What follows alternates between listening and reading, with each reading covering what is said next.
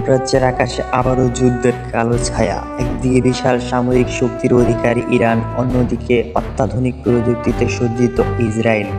দুই দেশ, দুই ধরনের ক্ষমতা, একজন সংখ্যায় বিশাল, আরেকজন প্রযুক্তিতে অপ্রতিরোধ্য।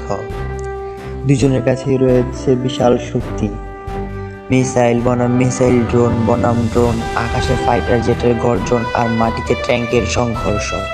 তাহলে কি এগিয়ে থাকবে, ইরানের বিশাল বাহিনী নাকি ইসরায়েলের আধুনিক যুদ্ধ প্রযুক্তি?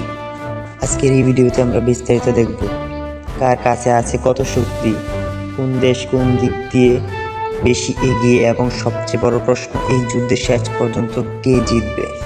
ইরানের অ্যাক্টিভ মিলিটারির সংখ্যা 5,75,000, তার বিপরীতে ইসরায়েলের রয়েছে 1,70,000। ইরানের রিজার্ভ মিলিটারি 3,50,000, বিপরীতে ইসরায়েলের 4,65,000।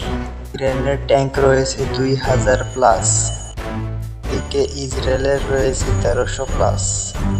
ইরানের কাছে রয়েছে 100টি হেলিকপ্টার এবং তার বিপরীতে ইসরায়েলের কাছে রয়েছে 150টি। ইরানের কাছে আছে 65,000 ভেহিকেলস ও ইসরায়েলের কাছে আছে প্রায় 35,000 ভেহিকেল। ইরানের কাছে সাবমেরিন আছে 20টি,